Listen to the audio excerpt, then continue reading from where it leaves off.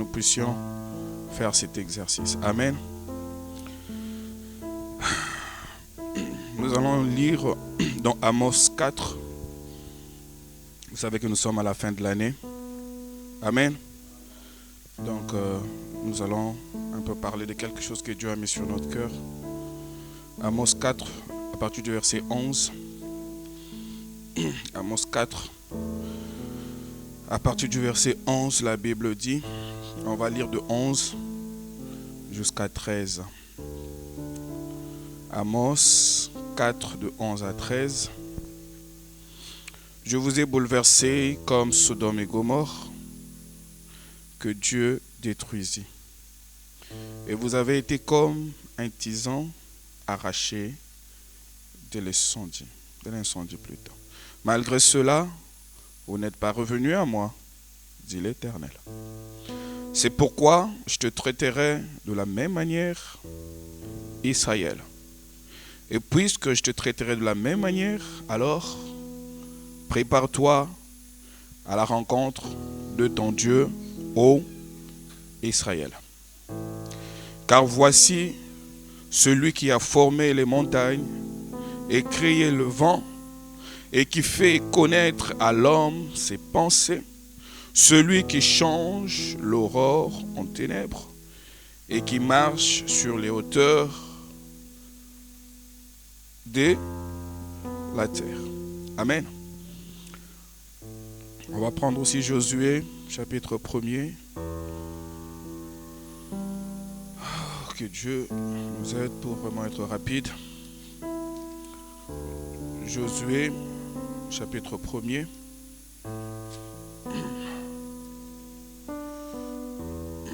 On va commencer à partir du verset 10. Josué 1er à partir du verset 10. La Bible nous dit, Josué donna cet ordre aux officiers du peuple. Parcourez le camp, et voici ce que vous commanderez au peuple. Préparez-vous des provisions, car dans 3 jours, vous passerez ce Jourdain pour aller conquérir le pays dont l'Éternel, votre Dieu, vous donne la possession. Amen. Donc je vais parler, comme je vous avais dit, qu'on aurait 2 services, mais ce n'est pas une prédication. C'est juste une petite interpellation et une mise en garde pour la fin de l'année. Nous allons parler sur le temps de préparation. Amen. Je reprends, ce n'est pas une prédication, c'est juste une interpellation pour chacun de nous, tous qui sommes là. Et cette préparation, c'est pour 2026. Quand j'avais senti cela à cœur de parler à l'église, sincèrement, je ne savais pas de quoi est-ce qu'il s'agissait. J'ai dit au frère Samuel, tu vas annoncer à l'église que j'ai un poids sur mon cœur pour parler à l'église.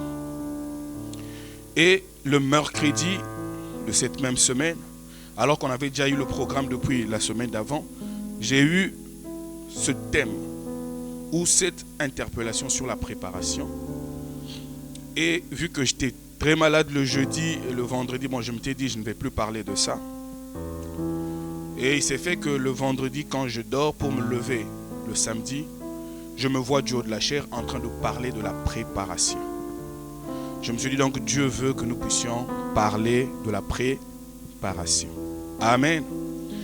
Et je ne savais toujours pas ce que j'allais dire. J'avais juste mis quelques grandes lignes. Et comme nous aimons toujours nous attendre au Seigneur, il s'est fait que le samedi, j'ai essayé de prendre soin de mon épouse. Je devrais faire pour elle quelques petites courses. Et quand j'ai terminé, je suis rentré, étant grippé. Je me suis dit, je vais quand même me retirer pour essayer de préparer cela.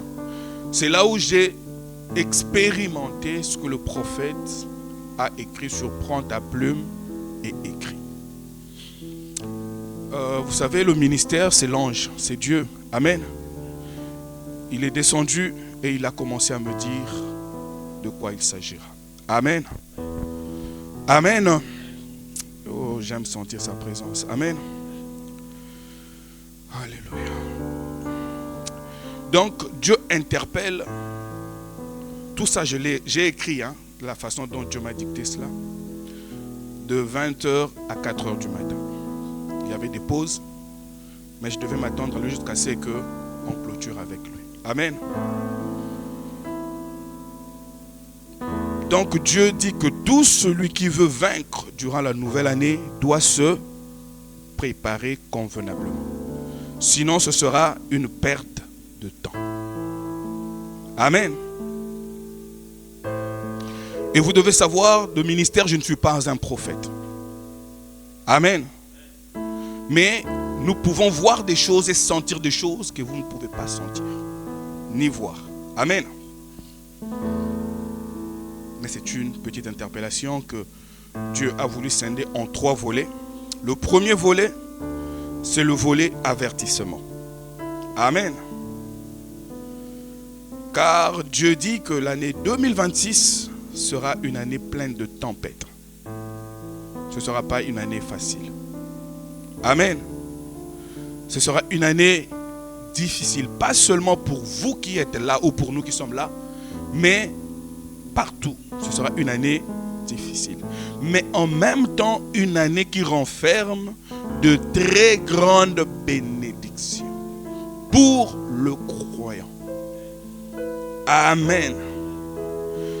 Frère Branham dit dans la préparation de Dieu, le paragraphe 20, qu'il a prêché le 1er avril 54. Écoutez. Il dit, la brochure, la préparation de Dieu, le paragraphe 20 du 1er avril 54, il dit que le Seigneur bénisse sa parole. Il dit, j'aimerais vous parler pendant quelques instants sur la préparation de Dieu. Il dit, Dieu fait toujours des préparatifs. Avant de faire quoi que ce soit, il donne amplement de temps. Amen. Beaucoup d'avertissements. Et alors, ceux qui rejettent cet amour, qui consiste en un avertissement, il ne leur reste que le jugement. Ils doivent subir le jugement. Avant que Dieu détruise le monde antédiluvien, du temps de Noé, il a envoyé une voix d'avertissement.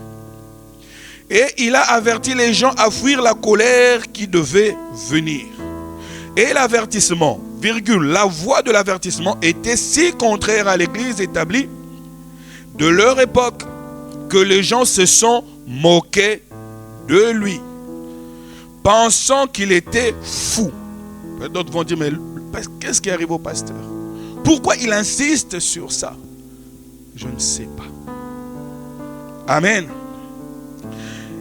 Et il dit, car il parlait des choses, de quelque chose dont l'accomplissement était impossible pour l'homme. Le Seigneur avait dit qu'il ferait pleuvoir la pluie des cieux et il n'avait jamais plu, même pas la rosée du ciel avant ce temps-là. Mais pourtant, il avait dit qu'il le ferait. Et c'est ça le fondement de son texte, le fondement de ses pensées, de sa foi, car Dieu avait dit qu'il le ferait. C'est une bonne raison. Quand Dieu dit qu'il va faire quelque chose, croyez simplement cela. En effet, il va le faire. 2026 ne sera pas facile. Dieu l'a dit, il le fera. Ce sera difficile, mais c'est renfermer des grandes bénédictions. Amen. Et la pensée m'est venue juste après, parce que j'aimerais lire intégralement cette pensée qui me venait et j'étais en train d'écrire. Il dit, celui qui ne va pas prendre les choses de Dieu au sérieux, celui qui ne va pas se préparer sérieusement, écoutez, l'année 2026 pourrait être la pire des années de toute sa vie. Oh mon Dieu. Il dit, tu iras jusqu'à penser que Dieu t'a réellement abandonné. Pourtant, c'est toi qui l'as déjà abandonné.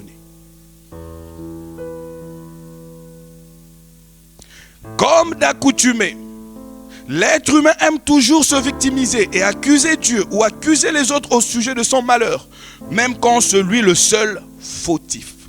Ça, ce ne sont pas mes pensées.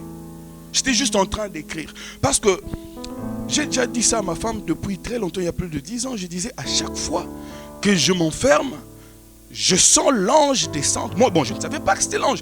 Je sens une présence autour de moi qui me dicte des choses et j'écris comme cela. Amen. C'est après que Dieu me dira, c'est l'ange qui est lié à ton ministère. Amen. Et moi-même, je me disais, mais je ne comprends pas pourquoi des choses difficiles comme ça. Amen. Mais de tout mon cœur, une pensée est venue pour me dire, c'est peut-être le tout dernier avertissement pour toi.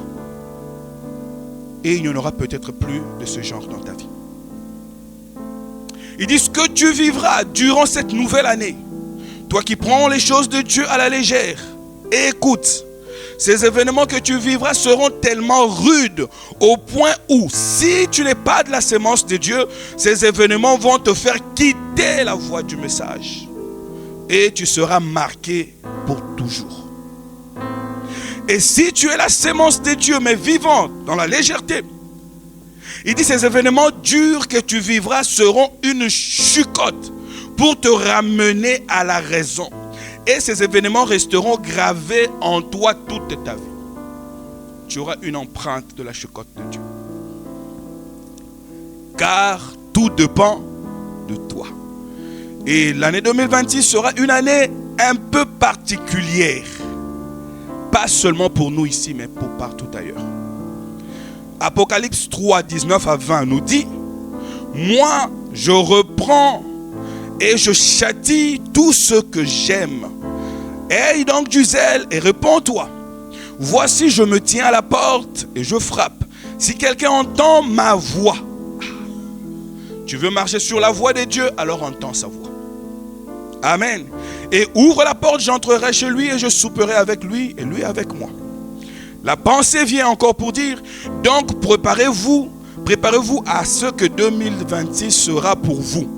Et ne dites pas que vous n'avez pas été avertis. Car c'est sérieusement le temps de préparation. Cette fin d'année, ce mois de décembre, doit être le moment de la préparation. Amen.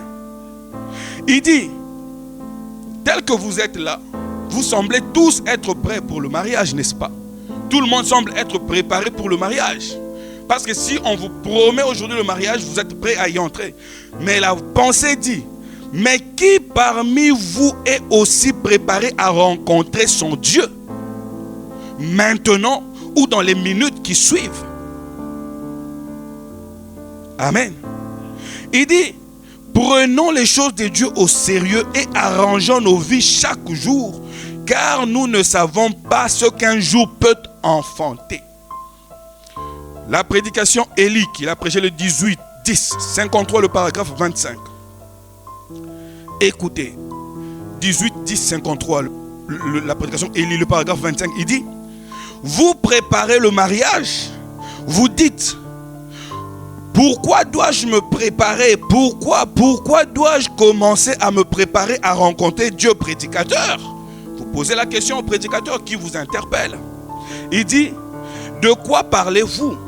Vous préparez un mariage et vous pouvez être déçu par cela. Amen. Ça c'est le prophète qui dit, il dit oui, oui. C'est la prédication du 18, 10, 53, le paragraphe 25. Il dit oui, oui. Il dit, vous pouvez dire, je me prépare pour une grande réunion quelque part. Nous les prédicateurs, n'est-ce pas? Il dit, ou l'une ou l'autre chose, vous pouvez être déçus par cela. Mais il y a une préparation pour laquelle vous n'allez pas être déçus. C'est quelle préparation? C'est que vous devez rencontrer Dieu, chacun de vous. Ainsi, ce qui me fait penser chaque fois que je vois un cheveu blanc, cela me dit, je dois me préparer à rencontrer Dieu. Chaque fois que j'entends une sirène, je sais que je dois rencontrer Dieu. C'est un temps de préparation. Chaque fois que j'entends parler de la mort ou de n'importe quoi, c'est un temps de préparation. Pourquoi? Dieu prépare. Et quand vous voyez ces choses, que vous voyez la maladie, que vous voyez le cabinet de médecin, que vous voyez ces choses, c'est un avertissement qui dit, préparez-vous à rencontrer Dieu, car c'est proche. Vous voyez un homme, un jeune homme, ici cette semaine, et regardez encore, et on dirait que ça n'a pas fait un temps, et le voici décrépit. Ses cheveux grisonnent, et la belle jeune fille, elle flétrit. C'est un avertissement qui dit, préparez-vous à rencontrer Dieu. Encore une fois, il dit, oui, oui. Frère, si vous avez l'idée ou l'esprit de Dieu, vous verrez que toutes ces citations sont comme une prophétie. Amen. Parce que c'est ça l'esprit de la prophétie. Elle est dans la parole. Amen. Tout ce qui vous indique cela témoignera contre vous au jour du jugement. Quand j'atteindrai le bout du chemin et que vous atteindrez le bout du chemin, quand nous arriverons là, Dieu fera que tout ici, même les arbres, il fera que chaque avertissement se lève contre nous au jugement. Même les cris de méchants vous condamneront. Quand les cris de méchants qui sont en enfer, quand vous vous tiendrez et vous direz, eh bien je n'avais pas, je ne voulais pas faire, je voulais faire le bien. Eux là-bas en enfer, il y aura des millions en enfer qui diront, tu dois le condamner car j'avais eu la même intention, mais tu m'as envoyé ici en bas. Tu ne seras pas un Dieu, tu ne seras pas juste, oh Dieu. Tu le laisses, non, si tu le laisses, s'en tirer avec cela. Même les taxis que nous avons pris pour aller rendre visite à, ne sais pas, un copain, une copine. Même les habits que nous avons portés témoigneront contre nous. Alléluia. Le paragraphe 26, il dit, si la Vierge Marie a eu à monter dans la chambre haute et y rester jusqu'à ce qu'elle fût remplie du Saint-Esprit, au point qu'elle a titubé comme une femme ivre sous l'effet de liqueurs fortes, il dit, comment allez-vous entrer avec quelque chose de moins que cela? Amen. Il dit encore, oui, oui. Frère, il est temps pour nous de cesser de perdre le temps avec cela. Amen. Il dit d'aller de l'avant et de nous mettre en ordre avec Dieu. Alors, la puissance de Dieu entrera dans nos vies. Il dit, c'est la vérité. Oui. Et la puissance de Dieu, c'est quoi? C'est la vie. La puissance de Dieu, c'est quoi? C'est le feu. La puissance de Dieu, c'est quoi? C'est la force. La puissance de Dieu, c'est quoi? C'est l'onction qui vient en vous pour tenir bon au moment de l'épreuve. Alléluia. Alléluia. La pensée est venue juste après pour dire, cessez de perdre le temps en vous appelant communément croyant du message. Car plusieurs pensent croire, mais qui agit conformément à cela? Plusieurs viendront et ils diront, j'ai cru au prophète, j'ai été dans telle église, j'ai suivi le pasteur Dick qui disait dernièrement, il dit, vous pensez que ça nous fait du bien de nous tenir longtemps à la chair? C'est parce qu'il y a un souci. Nous voulons faire entrer cela en vous. Mais est-ce possible? Non. Il y a une âme qui crie. Votre théophanie crie. Votre théophanie a besoin que votre corps soit assujetti. La pensée a continué à dire, cessez de perdre le temps en vous disant croyant du message, aussi longtemps que vous n'avez jamais eu une expérience personnelle avec le Seigneur par le vrai baptême du Saint-Esprit dans l'âme. Amen. Il dit, de même que la Pentecôte n'était pas une église, le message du temps de la fin n'est pas une église, c'est une expérience personnelle où l'homme rencontre Dieu. C'est ça le message du temps de la fin. Amen. Vous êtes heureux pourvu que vous pratiquiez ce qu'on vous enseigne. Luc 4 vous le dit. Amen. Amen. Jean 13 aussi vous le dit. Amen. La pensée a continué. Il dit, et cessez de perdre le temps, de simplement penser de venir à l'église, en disant que si je n'y vais pas, ils vont encore parler. Il dit, car à chaque fois que vous le faites, il dit, vous quittez ce lieu pire que vous l'êtes entré. Alors il dit, et qu'est-ce que vous gagnez en faisant cela? Il dit, alors que venir à l'église doit être premièrement un acte d'amour, de conviction et de communion. Communier premièrement avec Dieu et les uns avec les autres.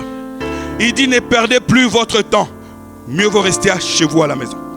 L'Esprit continue, il dit, car il est plus tard que vous ne le pensiez. Et l'Esprit continue en disant que le diable sera toujours là pour vous combattre. Mais seul l'amour de Dieu dans vos vies vous aidera à combattre. Parce que c'est lui qui va combattre à votre place. Amen. La deuxième pensée, il dit, préparons-nous et contrôlons ce qui se passe autour de nous. Amen. La rédemption par la puissance du 29, 3, 54. 29, 3, 54. La rédemption par la puissance. Le paragraphe 39. Mes amis, Dieu nous aime. Je vous dis vrai, Dieu nous aime. Il sait que nous avons des hauts et des bas. Mais il veut nous voir bénis.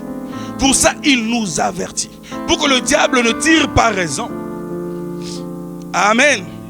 Dieu en cachette traite avec toi. Là où le diable vient t'accuser, lui il te tire à côté, il te dit fais ça, fais ça, fais ça. Il te donne le livre du maître. Frère Branham dit que ce message c'est le livre du professeur. Là où les autres n'ont que de questions sans réponse, il t'appelle dans la chambre du roi, il te donne question-réponse, question-réponse.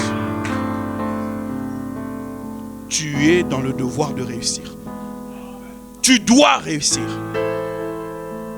Le paragraphe 39 il dit, être chrétien signifie être semblable à Christ. Alors écoutez, il dit, n'allez pas à un endroit où vous ne voudriez pas être si Christ venait.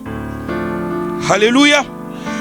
Deuxièmement, ne dites rien que vous ne voudriez pas être en train de dire, que vous ne voudriez pas être en train de dire lorsque Christ viendra. Troisièmement, ne faites pas quelque chose que vous n'aimerez pas être en train de faire lorsque Christ viendra. Dernière chose, ne pensez pas à quelque chose à laquelle vous n'aimerez pas être en train de penser lorsque Christ viendra. Quel défi! Quel défi! Quel défi! Même moi je tremblais, je me disais, Seigneur, qui arrivera? C'est le croyant qui arrivera. Celui qui croit. Alors il dit, gardez votre seul objectif. Qui est quoi? Votre cœur centré sur le calvaire. Il dit lui-même, Amen. Il dit, marchez dans la lumière comme lui est dans la lumière. Et nous avons communion les uns avec les autres. Qui fait que le sang de Jésus-Christ, le Fils de Dieu, nous purifie de toute injustice. Il s'agit des méthodistes, des baptistes et de nous tous ensemble. Cela fait de nous un en lui. Amen. 40, paragraphe 40. Il dit, eh bien la dernière chose était la mort. Et avant que la mort survienne, il y eut quoi? Une expiation avait été faite pour être préservé de cette mort pour tous ceux qui désirent y échapper. Mes amis, 2026 sera difficile, mais Dieu a pourvu. Pour que vous ne disiez pas que non, on n'a pas été averti. 41. Une expiation avait été faite avant la première destruction du monde antédiluvien. Dieu avait un prédicateur de la justice qui s'appelait Noé. La même chose s'est répétée. Dieu a envoyé un prédicateur de la justice au nom de William Marion Branham qui nous a dit la tempête approche. Amen. Et celui qui a prêché 120 ans pour que les gens entrent dans l'arche, et pour ceux qui volontairement avaient refusé d'y entrer, il n'y avait rien qui était resté sinon le jugement. Amen. Amen. 42. Et aujourd'hui, les hommes qui refusent de marcher dans la lumière de Christ, les dénous, ils connaissent qu'il y a une lumière, mais ils ne veulent pas. Il dit, vous avez rejeté la grâce. Il n'y a plus rien qui reste sinon le jugement. C'est tout. Point. Il dit, il n'y a que le côté droit et le côté gauche. Vous ne pouvez suivre que l'un des deux. Et faites votre choix. Car c'est le temps de la préparation. La pensée monte, il dit, préparons-nous car les événements vont aller tellement vite, tellement fort en cette nouvelle année. Alors pour le véritable croyant, je ne parle pas de la personne la plus sainte, non, mais du véritable croyant qui a totalement confiance en Dieu. Même s'il tombe, il a la force d'arranger et de se relever. Pour celui-là, qu'il sache, oh my God, que Dieu ne l'abandonnera jamais, peu importe ce qui arrivera durant cette année. Oh mon Dieu. Il dit car cette année peut secouer fort, pas seulement ici mais partout ailleurs. Alors préparons-nous car cette tempête va certainement arriver. Elle risque d'être forte et dévastatrice pour l'incroyant. Mais pour le croyant, après que cela soit passé, il y aura paix dans la vallée pour lui. Et le croyant, après cela, pour lui viendra la consolation. Deuxième volet. Le premier volet, c'était l'avertissement. Le deuxième volet, c'est quoi? Préparez-vous à chaque fois que vous vous approchez de Dieu dans la prière. Car durant cette même année 2026, plusieurs seront exaucés juste après leur prière. Oh, quand seulement cette pensée m'est venue, je sentis l'onction m'envahir. Oh mon Dieu. Il dit car c'est votre attitude qui commencera à produire chaque résultat en 2026. Voilà pourquoi le prophète nous dit toujours entrer en esprit. Amen. Car pour le croyant, il est dit que les deux pluies viendront en même temps. Et sa prière est la solution. Amen. Il dit même si l'année sera un peu sombre, mais le Seigneur sera encore plus proche de ses fils et de ses filles qui lui font totalement confiance. Alors il sera pour eux le vrai Jéhovah Jireh et répondra rapidement à leurs besoins. Jacques 1, 6 à 8 nous dit quoi? Jacques 1, 6 à 8 nous dit mais qu'il la demande avec foi, sans douter. Car celui qui doute est semblable à un flot de mer, agité par le vent et poussé de côté et d'autre. Qu'un tel homme ne s'imagine pas qu'il recevra quelque chose du Seigneur. C'est un homme irrésolu, inconstant dans toutes ses voies. Jacques 5, 17, 18. Élie était un homme de même nature que nous. Il pria avec instance pour qu'il n'y ait point de pluie. Il ne tomba pas de pluie sur la terre pendant 3 ans et 6 mois. Puis il pria de nouveau, et le ciel donna la pluie, et la terre produisit du fruit, son fruit. Il dit, tel sera le croyant. Il priera, et le ciel donnera. Vous savez, il y a l'histoire d'une petite fille au grand parapluie noir. Vous connaissez l'histoire. Dans son village, il y avait une sécheresse. Et le clergé a dit, venez au stade, nous allons prier pour la pluie. Et tout le monde est venu comme si c'était d'accoutumé. Mais elle a préparé son parapluie. Et les gens l'ont demandé, elle s'appelait Mary. Il dit, Mary, pourquoi tu as pris ce parapluie? Mary était surprise, elle a dit, ah, nous n'allons plus demander la pluie à Dieu. Et elle était la seule qui a attiré la grâce de Dieu. Voilà pourquoi Dieu te dit que cela, quand tu te mets à prier, que ce ne soit pas juste un rituel chrétien comme d'habitude. Mais pour toi que la prière soit exactement comme Mary l'a fait. Quand tu demandes, la pensée est venue que pourquoi à chaque fois que l'homme demande, il tend la main. Tu vas en route, quelqu'un te demande, donne-moi. Pourquoi? Il dit c'est la main de la foi. Il ne veut pas que cette main revienne à vide. Il dit, deux fois, à cause de ce geste-là, même si tu n'avais pas, tu vas prendre le peu, tu lui donnes. Parce qu'il a déjà tendu la main. Tu n'aimerais pas que sa main retourne sans argent. Il dit, c'est ce que vous devez faire. Demandez et tendez la main. Et Dieu remplira la main. Alléluia. Amen. Amen. Amen. Oh, en cette année qui sera difficile, Dieu dit qu'il sera lui-même votre consolation. Amen. Et le tout dernier volet, Dieu m'a dit de revenir encore sur quelques points sur le mariage. Encore là un avertissement. Il dit la préparation pour le mariage. Car en 2026, certains pourront entrer officiellement dans ce processus. Donc, il faut rappeler certaines choses qui pourra peut-être les aider pour la dernière fois. Amen. Et l'Esprit dit, la préparation se fait toujours en amont et non en aval. La préparation vient toujours avant le résultat attendu. Amen. Et là pour le mariage, nous vous avions dit ici, du haut de cette chair, que les choses qui vous aident à bien vous préparer sont premièrement l'état de votre conscience face à ce que vous voulez faire. Amen. La deuxième chose, c'est la conscience de ce qui vous attend dans ce que vous comptez faire. Troisième chose, c'est les résultats que vous attendez dans cette chose que vous voulez faire. Voilà pourquoi vous tombez comme des mouches, parce que vous n'êtes jamais préparé. Amen.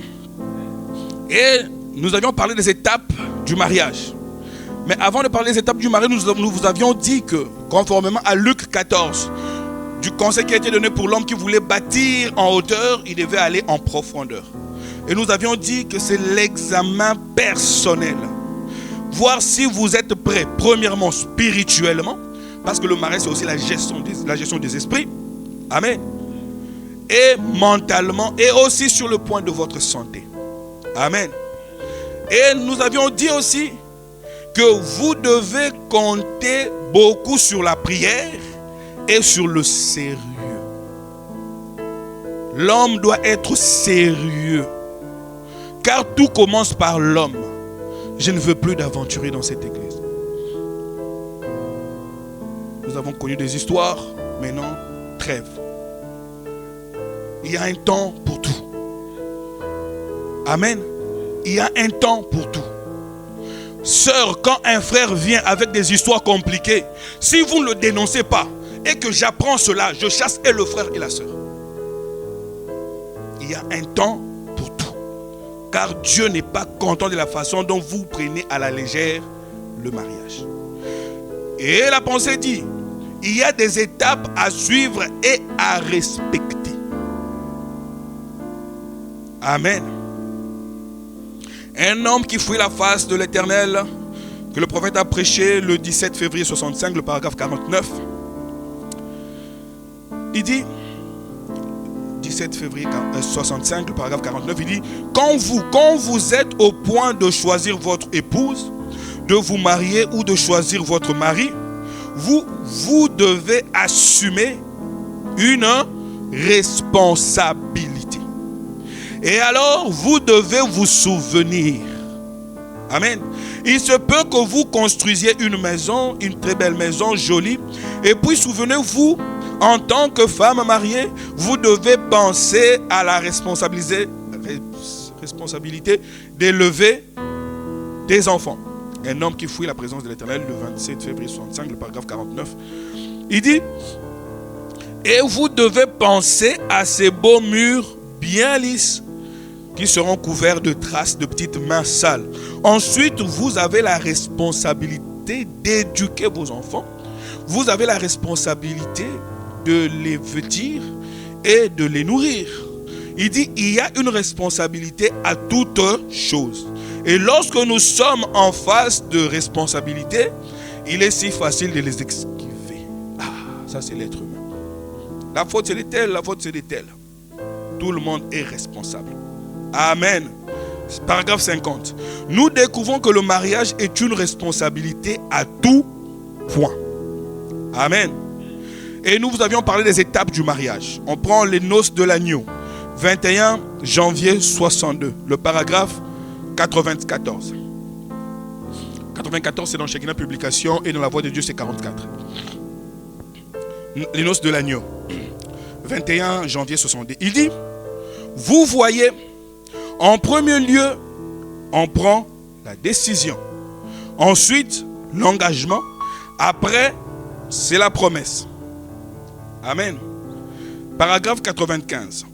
Les noces de l'agneau. Qu'il a prêché le 21 janvier 62. La version Shekinah Publication c'est 94. La version La Voix de Dieu c'est 44. le paragraphe 95, il dit, enfin de cela, c'est la cérémonie du mariage. Et c'est à ce moment-là que l'épouse prend le nom de l'époux. Et elle ne porte plus alors son propre nom, elle prend le nom de l'époux. La première décision, le prophète dit, c'est la décision, c'est la première étape. Pourquoi c'est la première étape?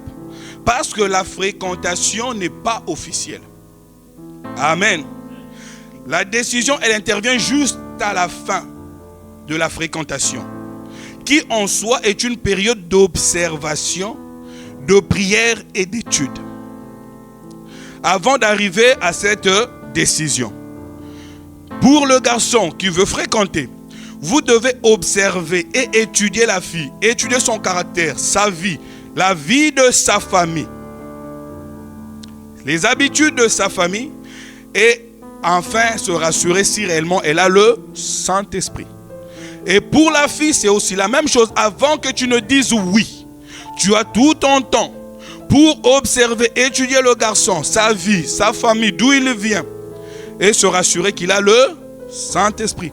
Je ne veux pas de ces choses. Vous vous rencontrez aujourd'hui, oh, on veut se marier, vous venez comme ça, je vous chasse. Amen. Tout ce qui va loin a une histoire. Vous m'entendez les frères? Amen. Vous ne pouvez pas tomber sur le charme d'une fille directement, je vous aime, je veux t'épouser. Non. Prenez le temps de l'étudier. Et vous les sœurs, si un frère veut commencer, va voir le pasteur. Et appelle ta famille. Je vous ai toujours dit cela. Ça facilite la prière pour vous. Maman, frère X est là, je te rappelle après. Appelez maman en présence du frère. Il y a trop d'aventuriers, d'escrocs. Trop. On est fatigué. Des fois on ne parle pas, mais on est fatigué. Les choses se passent de partout dans le monde. Mais vous êtes des fils et des filles de Dieu. Frère Branham dit, honorez ces filles-là, ce sont les filles du roi. Honorez-les. Elles n'ont aucun devoir à vous donner leur corps. Elles n'ont aucun devoir à le faire. Elles n'ont pas droit d'être honorées. Elles n'ont pas droit d'être heureuses pour dire que non, j'ai commencé comme ça, je me suis marié comme ça. Toujours les mêmes histoires. Amen. Donc cette fréquentation, c'est un moment d'observation. Vous voulez vous marier, on n'a pas connu quand vous êtes fréquenté, quand vous êtes observé, quand vous vous êtes étudié. Quand est-ce que la sœur a eu le temps de vous dire oui? Quand est-ce que les parents sont surpris? Le pasteur est surpris, la communauté est surprise. Mais soyons sérieux, mes amis. Amen. Deuxièmement, viennent les engagements. Le prophète dit, c'est cela le commencement des vœux. Car cette étape introduit l'engagement de l'un et de l'autre. L'homme s'engage, la femme aussi doit s'engager. Amen. Pas seulement une seule personne. Voilà pourquoi on appelle ça les vœux au pluriel. Amen. Et cela vous introduit dans le fiançailles. Par après, il y a la promesse. C'est la clôture ou la confirmation des vœux. Et cela vous introduit dans le mariage. Par après vient la cérémonie pour tout finaliser. Les choses à ne pas faire lors de la fréquentation. La pensée dit écoutez. Donc écoutez. Comment tu arrives si une sœur, tu l'aimes, tu l'amènes au restaurant? C'est stupide. C'est stupide, c'est méchant. C'est méchant. La sœur, le jour où j'apprends qu'une sœur est allée au restaurant avec un frère, je n'aurai pas d'autre procès, ce sera dehors. Je n'entends pas des amen là. Je n'entends pas des amen là. La sœur Ruth, elle est mariée. Hein. Elle ne peut pas dire amen à votre place. Non, non, non. C'est à vous que cela est adressé. Les choses à ne pas faire lors de la fréquentation. L'unité. L'unité avec Dieu du 11 février 62, le paragraphe 34. Ne profitez pas de la naïveté des sœurs. Elles sont naïves, c'est vrai.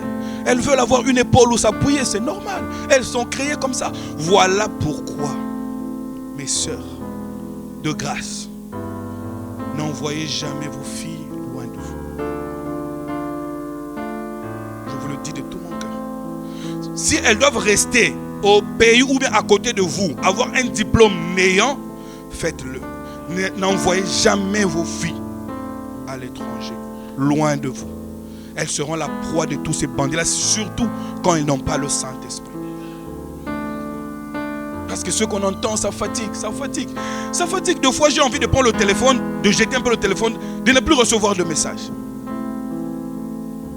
Amen. Je me dis, si moi ici, je commence déjà à avoir des cheveux blancs, alors tous ces vieux-là qui ont travaillé pendant 20 ans, 30 ans, 40 ans, 50 ans, mais on leur donne beaucoup d'honneur. Amen. Dieu vous aime. Quand Dieu insiste, il vous aime. Ne pensez pas que Dieu ne vous aime pas. Dieu vous aime. Amen. Les sœurs, sœur Nephtali, je t'attends, dès que tu rentres, on continue à parler. Je veux que tous célibataires puissent écouter. C'est pour votre bien. C'est pour votre bien, mes amis. Et il y a un témoignage à donner à quelqu'un. Et il y a un témoignage à donner à quelqu'un. Vos enfants vont vous poser des questions. Vous allez leur dire quoi? Vous allez leur dire quoi? Amen. Ne faites pas les erreurs que vos parents ont pu faire. Ne marchez pas sur les mauvaises traces de vos parents. Ne le faites pas. Ne copiez pas le mauvais côté des autres. Soyez chrétiens. Aimez Dieu. Il le fait pour votre bien. Ce n'est pas pour vous détruire. C'est pour votre bien. Commencez à vous préparer maintenant. Vous verrez que les voies vont commencer à s'ouvrir calmement. Et au temps marqué. Si vous pensez que vous êtes la proie des hommes, c'est que vous ne savez même pas quel genre d'enfant vous aurez. Une mère qui veut avoir des enfants à produire une éducation va veiller sur elle-même. Amen. On attend la sœur, on va continuer à parler. Parce que l'esprit ne parle pas en vain. Moi, j'avais une pensée. Mais la nuit du samedi à dimanche, je vois tout ça se dérouler devant moi. Je dis, ah, c'est comme ça. Ah, c'est comme ça. Ah, d'accord. Votre maître, c'est le Seigneur, c'est le Saint-Esprit, c'est pas moi. Vous pouvez avoir peur du pasteur, oui. Mais il y a un œil qui vous observe. Quand vous partez, vous courtisez les petites filles d'autrui, les sœurs, vous les amenez par-ci, par-là. C'est bien beau. Mais faites attention. Faites attention. Un jour, vous allez prendre une fille, une sœur qui est naïve, vous partez avec elle comme ça, toute votre vie sera cachée pour toujours. Vous deviendrez épave toute votre vie. Parce que vous aviez touché à une âme précieuse. Ces sœurs-là, on doit les honorer. Vous devez les honorer. Vous devez le faire. C'est une obligation de le faire. Vous devez les honorer. Amen. Vous devez les honorer. Donc le paragraphe 34, le prophète dit dans l'unité, il dit, eh bien, l'Église est maintenant fiancée à Christ en vue du mariage. Et maintenant quoi? Fiancée en vue du mariage. Le mariage n'a pas encore été conclu. Ce sera au souper de noces, de l'agneau. Nous voyons donc que l'Église est maintenant fiancée. Maintenant fiancée. Comme un homme qui est fiancé à sa femme, que fait-il pendant qu'ils sont fiancés? Pas avant. Il lui offre simplement toutes sortes de choses. Il lui envoie des cadeaux. La met à l'aise. Amen. Tu n'as aucun droit d'offrir un cadeau à une sœur avant le fiançailles. Ma sœur, même si tu meurs de faim, appelle le pasteur, je vais t'envoyer de l'argent s'il y en a. Mais ne demande jamais à un frère. Si l'église n'a pas d'argent, on va vous dire, il n'y a pas d'argent. Persévérez, attendez. S'il y a quelque chose, on dira, ah, essayons de voir pour aider notre sœur. Parce qu'il y a des choses qui sont passées, parce qu'il y avait un besoin. Et le besoin a créé cette contrainte-là. Un sentiment de redevabilité. Et le mal s'est produit. Un mal qui ne sera jamais réparé. Pour toute une génération. Pas de cadeau avant le fiançailles. Comment tu offres le cadeau à l'enfant de quelqu'un, ses parents ne savent même pas? Mais c'est sérieux ça. Et vous, sœurs, vous prenez aussi. Et pas seulement les cadeaux de chrétiens, de croyants de l'église, même sur des païens. Mais sœurs, sérieux. On va vous défendre jusqu'à quand? Donnez-nous au moins des éléments pour vous défendre. Mais quand vous nous faites mal à la tête, nous ne saurons pas vous défendre. Il lui offre tout simplement toutes sortes de choses. Il lui envoie des cadeaux. La met à l'aise. C'est bien ce que Christ fait. Ce que Christ est en train de faire à l'égard de son église. Il lui envoie des dons de l'esprit. Il dit, comment pouvez-vous donc être fiancés alors que vous niez l'existence des dons? Ils sont des signes même de l'amour. C'est le signe de Dieu envers son église. Jésus l'a dit, ces miracles accompagneront ceux qui auront cru. L'histoire de ma vie, le paragraphe 64. L'histoire de ma vie du 27-52. Le paragraphe 64.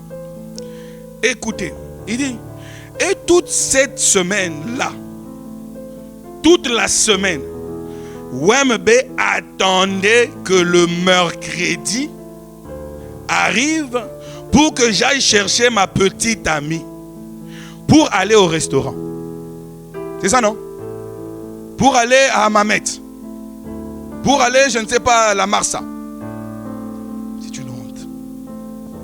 J'attendais ma petite amie, nous allions partir à l'église. Frère Nick, mets-moi ça. J'aimerais que vous puissiez voir l'histoire de ma vie du 27-52, le paragraphe 64. Pour que nous allions à l'église. Amen. À part l'église, le prophète n'a mené Hope nulle part. Nulle part. Voilà. Pour aller à l'église. Alors, ce soir-là, je me rappelle quand je me dirigeais vers la maison où sa famille habitait. Mais soyons sérieux. Ils habitaient une belle et grande maison là-haut. Et je me suis dit, et moi j'habitais ici, oh là là, je me suis dit, eh bien, j'ai roulé jusque devant la porte. Et je me suis dit que je me gardais bien de klaxonner. Il dit, je sais que sa maman et son papa allaient tous deux s'en prendre à moi. Et je pense que c'est correct. Il dit, c'est facile pour vous, les garçons, qui vous mettez à klaxonner pour que la jeune fille sorte. Il dit, c'est point. Si vous n'avez pas assez de considération pour elle, pour entrer, lui parler, et puis la faire sortir, et parler à sa mère et à son père, vous ne devriez pas la fréquenter. De toute façon, il dit, c'est vrai, allez-y, soyez un homme. Aujourd'hui, le klaxon, c'est le téléphone. Tard la nuit, sœur, ça va? Tu ne dors pas? Je te vois en ligne. Mais pourquoi tu as posté ça? Tu as un problème? Tu as quel souci? Écoute, tu peux me faire confiance. Je peux t'aider. Et la pauvre sœur dit, ah, j'ai des problèmes. Quel genre de problème? Je dois payer le loyer. Mais mon bailleur ici, ah, ma sœur, c'est combien? Bon, j'arrive. Il vient là, il dépose, il rentre directement. Tu penses que c'est un bon frère. C'est un bandit. Le lendemain, sœur, tu as mangé? Et ça va coïncider que tu n'as pas mangé. Tu te dis, non, je suis une chrétienne, je dois dire la vérité. Non, frère, je n'ai pas mangé. Ah, d'accord, on peut aller au restaurant. Honte à nous, frères et sœurs. Honte à nous. Nous sommes une famille. La honte de mon frère, c'est ma honte aussi. Alors, il dit, alors je me suis avancé à la porte et je me suis dit, je resterai dehors ce soir. Et je me suis mis à réfléchir et il a continué. Amen. Appelez la famille de la sœur. Informez le pasteur. Nous allons prier pour vous. Pour que tout se passe bien. Amen. Et le prophète dit, mariez-vous quand vous sentez que vous ne pouvez pas vivre sans elle. Ou vous ne pouvez pas vivre sans lui. Amen. La stature d'un homme parfait, le paragraphe 43. Le prophète dit ceci. Un jeune homme m'a demandé l'autre jour, disant, frère Branham, pensez-vous que je pourrais, ... devrais-je épouser telle jeune fille? J'ai dit, quelle importance a-t-elle pour vous? Il répondit, oh là là, qu'est-ce que je l'aime. J'ai dit, eh bien, si vous ne pouvez pas vivre sans elle, alors vous feriez mieux de l'épouser. Mais si vous pouvez vivre sans elle, vous feriez mieux de ne pas le faire. Amen. Alors, elle, si vous risquez d'en mourir, vous feriez mieux d'aller de l'avant et vous marier. Et je dis donc, ce que j'essaie de lui faire comprendre, c'était ceci. C'est que si vous l'aimez tellement. Comment aujourd'hui vous êtes avec tel, directement, paf, vous tournez, vous partez chez tel. Mes amis, il y a un problème profond. L'amour n'est pas sincère et profond. C'est juste le corps qui brûle. Vous brûlez, mes amis. Mais le mariage, ce n'est pas seulement le corps. Je dois parler parce que les enfants, là, des fois, ils me posent des questions difficiles à la maison. Je dois vraiment me réserver certaines choses. Amen. Ne déshonorez pas vos sœurs. Ce sont les filles du roi, dit le prophète. Amen. Et pas de copinage dans l'église. Pas les concubinages. C'est fini ces histoires-là. Ni ici, ni dehors. Ni ici, ni dehors. Fils et filles de Dieu, mettez-vous en tête que je suis l'épouse d'un enfant de Dieu. Je suis l'époux d'une fille de Dieu, alors je dois bien marcher. Amen. Investissement, le paragraphe 48 du 11. Bon voilà, je suis arrivé à la fin. Du 16-11-63, les investissements, le paragraphe 48, il dit: et je dis ceci avec référence et respect. J'espère que cela n'a pas l'air sacrilège, mais cette même chose est entrée dans le mouvement ecclésiastique. Dieu n'a pas de raccourci. Vous en payez bien le prix. Venez suivre la voie à laquelle Dieu a pourvu pour nous. Pas de raccourci. Car le psaume 126,6 nous dit: celui qui marche en pleurant quand il porte ses gerbes, il revient avec chant d'allégresse. Vous devez souffrir quand vous allez chercher une fille. Vous priez. Frère, moi j'ai dormi devant la chair pour me marier. J'ai eu à prier jusqu'à exaucement. Amen. Vous devez arriver à ça. Ayez une histoire. Le mari, c'est pas vous venez là, donc ma soeur, je te prends. Oui, mon frère, j'accepte. Vous n'êtes pas responsable de vous-même quand même. Comment ça se passe? Non, tu acceptes, tu acceptes. Non, pasteur, on s'aime déjà. Je vais vous chasser. Je vais vous chasser. Non, pasteur, on s'aime déjà. Ça a commencé comment, quand? Comment? Les parents sont au courant? Non, on est venu chez vous pour que vous puissiez appeler les parents. Je ne vais pas le faire. Amen. Ephésiens 6 te dit: enfant, obéis à tes parents en toute. Donc tu ne peux pas décider sans l'aval des parents. Une fille ne peut pas dire oui à un garçon sans que les parents ne soient au courant. Comment vous dites oui au garçon comme ça? Et puis vous ne dites pas seulement oui, vous allez jusqu'à vous déshabiller. Mais c'est quoi ça? Et un homme qui déshabille la fille d'autrui. Oh Seigneur Jésus, pardon. On a des petits ici. Votre caractère d'aujourd'hui sera pire que ce que vos enfants vont faire. Mais votre amour envers Dieu aujourd'hui sera moins que l'amour que vos enfants auront de Dieu.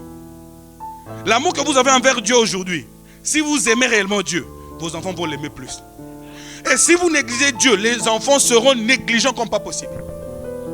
Si vous voulez avoir des bons enfants demain, préparez-vous aujourd'hui. Amen. Car 2026 va se préparer maintenant. Et le ciel va se préparer sur la terre. Ne préparez pas le ciel quand vous serez mort. Et je clôture. C'est par la foi que Moïse, le paragraphe 31, du 27e mois 58, écoutez, le paragraphe 31.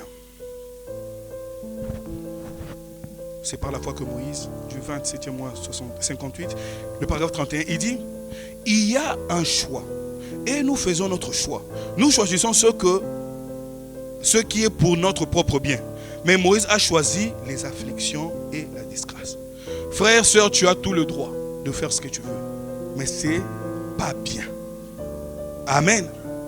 Amen. Il dit: afin de pouvoir marcher avec Dieu, avec le peuple de Dieu, pensez-y donc. Écoutez ceci, il a choisi d'être dans les afflictions avec le peuple de Dieu. Il a considéré cela comme un trésor plus grand, car il tint ferme, voyant celui qui est invisible. Eh bien, une fois, Lot a eu à faire un choix. Il se peut que ce matin ou ce soir, il y ait des hommes et des femmes assis ici qui feront un choix final. Oui, vous allez le faire. Amen. Vous êtes toujours ce que vous êtes parce qu'il y a plusieurs années, vous avez choisi d'être ce que vous êtes maintenant. Et ce que vous choisissez maintenant déterminera ce que vous serez dans 5 ans. Dans 5 ans, vous pouvez devenir un missionnaire. Dans 5 ans, vous pouvez devenir un chrétien de renom. Ou dans 5 ans, vous pouvez être en enfer pour avoir pris une mauvaise décision. Dans 5 ans, vous pouvez être en train de nettoyer des crachoirs dans un bar. Dans 5 ans, vous pouvez devenir une prostituée dans la rue. Parce que tout commence petit à petit. Amen. Dans la rue. Et voilà. Ou vous pouvez devenir un homme ou une femme qui fait honneur à toute la société. À cause de votre choix en faveur de Christ. Dans 5 ans, vous pouvez être dans la gloire. Partir dans l'enlèvement. Pour avoir fait votre choix aujourd'hui. Mais il vous faut faire un choix et ne considérez pas ce que vous voyez. Faites votre choix d'après ce que vous voyez par la foi. C'est l'unique chose qui va compter. Le choix que vous faites par la foi. On clôture avec Apocalypse 3, à partir de 14. La Bible dit, au peuple de Laodicée, Apocalypse 3, 14, écrit à l'ange de l'église de Laodicée, voici ce que dit l'Amen, le témoin fidèle et le véritable, le commencement de la création de Dieu. Je connais tes œuvres. Nul n'est caché devant Dieu. Je sais que tu n'es ni froid ni bouillant. Puisses-tu être froid ou bouillant? Ainsi, parce que tu es tiède et que tu n'es ni froid ni bouillant, je te vomirai de ma bouche. Parce que tu dis, je suis riche et je me suis enrichi, je n'ai besoin de rien. Ah, mon église est là-bas. Lui, il n'est pas mon pasteur. Je m'en fous d'être ton pasteur ou pas. Mais vu que tu es ici, je suis ton pasteur. Amen. Voilà. Il dit, parce que tu ne sais pas que tu es malheureux, misérable, pauvre, aveugle et nu. Je te considère d'acheter de moi de l'or éprouvé par le feu, afin que tu deviennes riche et de vêtements blancs, afin que tu sois vêtu et que la honte de ta nudité ne paraisse pas. Et un collier pour oindre tes yeux, afin que tu voies. Moi, je reprends et je châtie tout ce que j'aime. Aie donc du zèle et répands-toi. Voici, je me tiens à la porte et je frappe. Si quelqu'un entend ma voix, ouvre la porte, j'entrerai chez lui. Je souperai avec lui et lui avec moi. Celui qui vaincra, je le ferai asseoir avec moi sur mon trône. Comme moi j'ai vaincu, je me suis assis avec mon Père sur son trône. Que celui qui a des oreilles entende ce que l'Esprit dit. Je m'arrête là. Vous avez entendu. On va se lever et on va prier. Que chacun dise un petit mot au Seigneur alors que nous sommes en train de clôturer. Au moment où je fredonne un petit chant, commencez déjà à prier. Accepte mon offrande, bien-aimés fils de Dieu. Priez pour vos frères, priez pour vos sœurs. Dites que le Seigneur aide vos frères, vos sœurs dans leur marche de chaque jour. Si vous pensez être fort, implorez la grâce de Dieu sur quelqu'un, afin que Dieu aide sa marche de chaque jour. Oh oui, accepte.